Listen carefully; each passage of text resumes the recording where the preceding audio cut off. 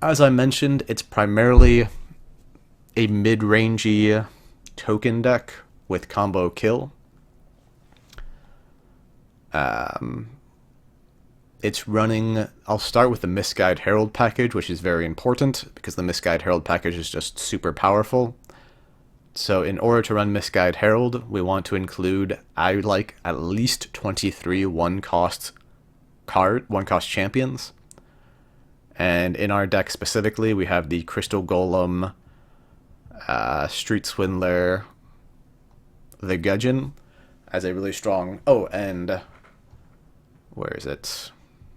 Herald of Scara as a really strong card draw package that we can get with our Misguide Herald, which is a big deal for the early game. We have 4 cards that we want to hit early to draw cards. It can also get us to one of the most important cards in our deck, which is our 3 copies of Zannos in our 48 card evil deck.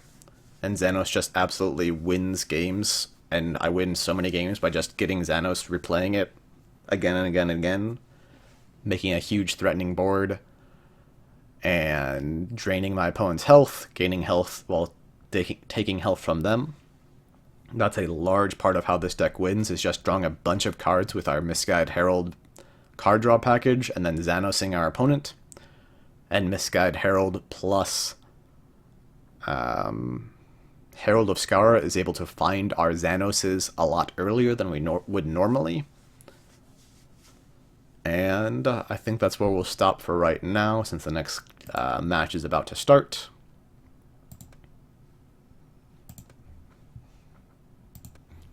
But that's the core of the deck, is the Misguide Herald core with Zannos and card draw. They all work really well together. The card draw gets us bare hands for Zannos. The Misguide Herald and the Herald of Scara lets us find our Zannos. Except for the Crystal Golem, all of those card draw cards leave behind a body as well, which is very relevant for a lot of different reasons. And then we are running 3 of Medusa and Scara's Will to help out against wild and one-cost champion-based decks in general, like the good deck that we just ran against. We have 2 of Raxxa to help against token decks, especially human tokens, or other Zannos decks. This is basically the deck that we made on our last stream, with a couple of minor changes. But I've been playing it a lot recently, and I've really enjoyed playing it, and it's really powerful. So we talked about the Misguide Herald card draw core that powers this deck, with Misguide Herald, Street Swindler, the Gudgeon, Herald of Scara, and Crystal Golem. And we've talked about how all of that powers Zannos, which is just insanely powerful at winning the game for us. Other cards that are in here, Angel of Death is just very, very, very, very powerful against basically all decks, because clearing your opponent's board and having a 6/5 airborne champion in play is just ridiculous. Medusa is just really, really powerful against one-cost champion-based decks, especially wild. That's why Medusa's in there. Zombie Apocalypse. Our deck is packed full of champions. We have almost no... I think we have no recycle in our deck. Correct? So we very frequently have a massive discard pile full of champions. So it's a great off-turn board clear that generally puts us ahead on board.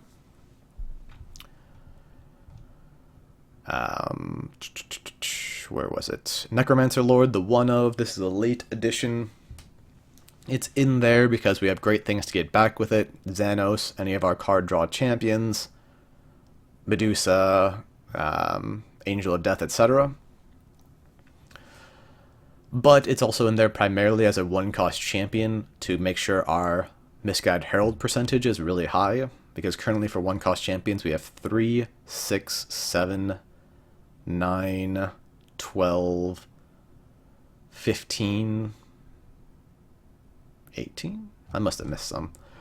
3, 6, 9, 10, 12, 15, 18. Did I count that? Dang it.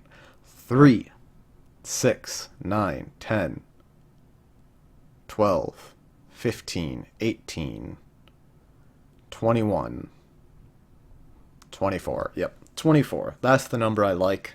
I don't like going below that because I like having just really high percentage to hit. I haven't done any math about it, but this is what has always felt the best for me. Further, Scarred Cultist, if we have something in our discard pile, is perfectly fine to hit as well, because it's a 6/5 body that gets back something else. So that's all the overarching stuff.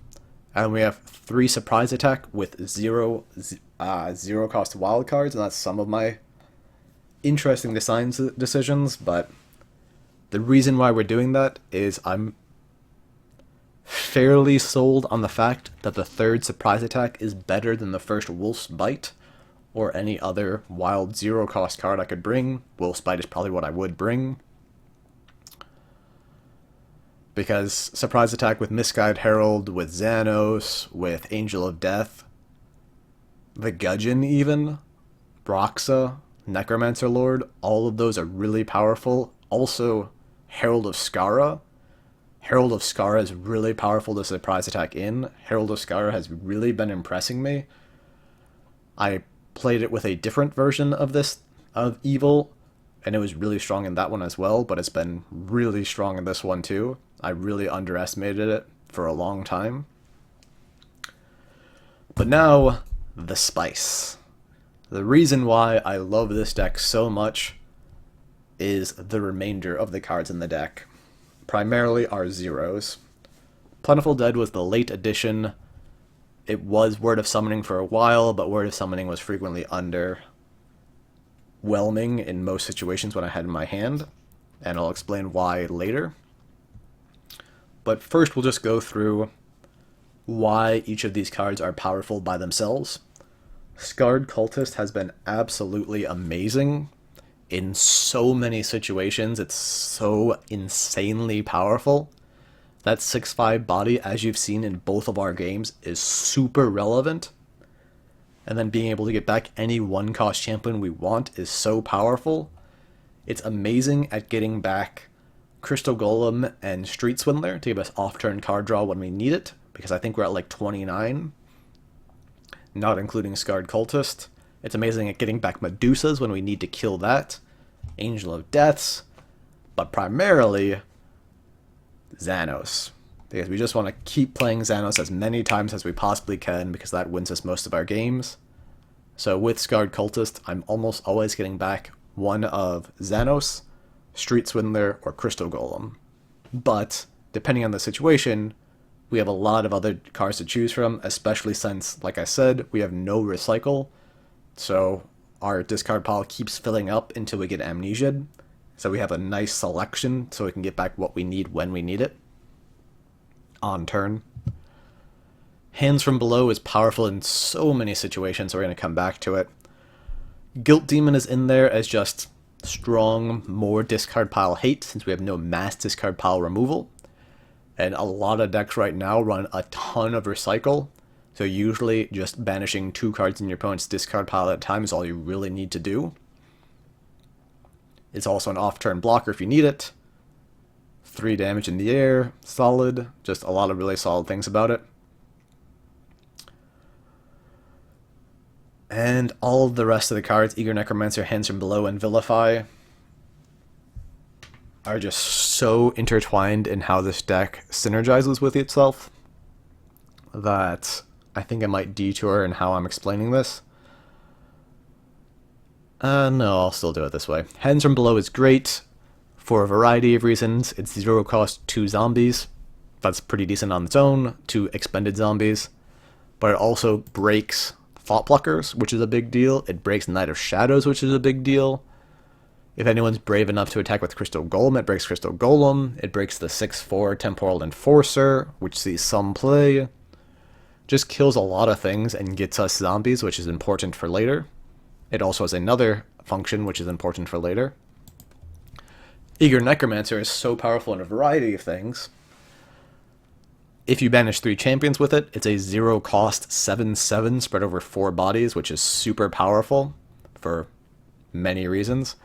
It can hit cards like Bodyguard, which is strong against our deck, Soul Hunter, Thought Pluckers that people want to invoke Pact, etc. It also hits Smash and Burns, even though it doesn't give you guys back. So you can just use it in a lot of variety of ways, which are very powerful.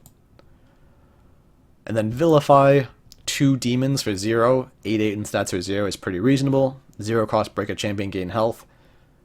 It has plenty of uses. It can kill Muses. It's really nice against Ankylosaurus, which sees some play, and a bunch of other stuff.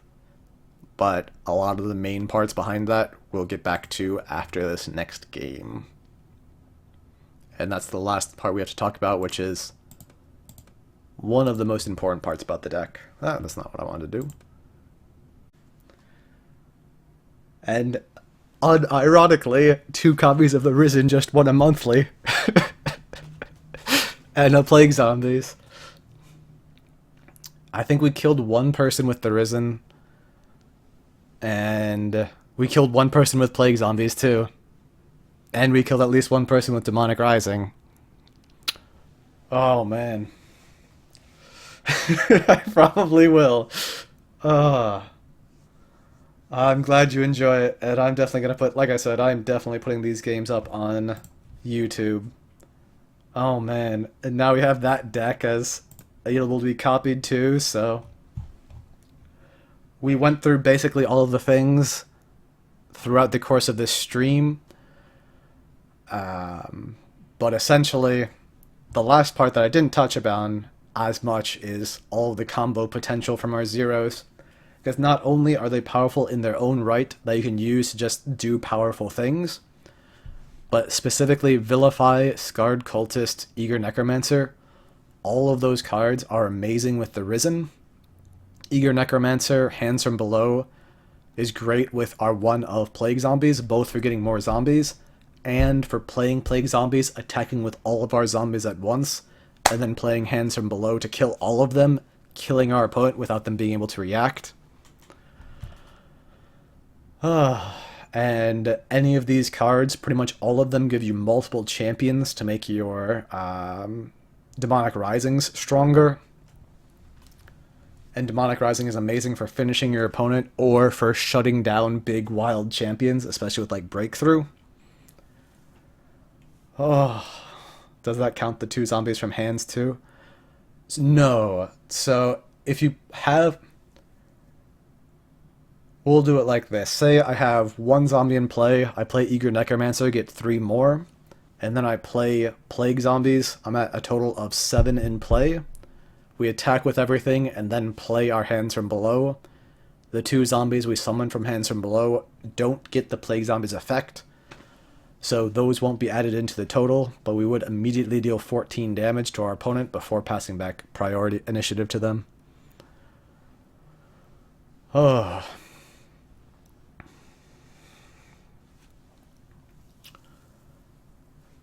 And Plentiful Dead, like I said, that was a late addition. It took the place of Word of Summoning just because that's only ever playing Word of Summoning to win the game. And that was underwhelming. And we are running 19 zeros instead of 20 because we wanted the 3rd surprise attack over the 1st Wolfspite. I've considered cutting the Plentiful Dead, cutting the Necromancer Lord, and one other thing, possibly Scarra's Will, to fit in a 4th Wild Zero to get 2 Wolfspites. But I don't want to cut any champions from our deck to lower our Misguide Herald odds, because we still missed with 24 1-cost champions in our deck. And there isn't any 1-cost wild champion I want in this deck. For our card draw, we're a little bit under where we want to be. I think we're at 29. 3, 6, 8, 11, 14, 17, 20, 23, 26. We're at 26. Surprise attack means we can basically be at 28, 29. Our Scarred Cultist can find us our off-turn card draw with our Street Swindler and Crystal Golem. And Necromancer Lord can also draw us cards. So there's that. Yeah.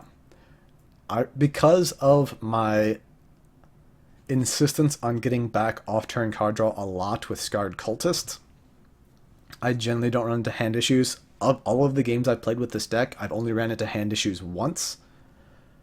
And that's where they just kept banishing my discard pile, so I couldn't get back off-turn card draw, champion-based card draw with Scarred Cultist.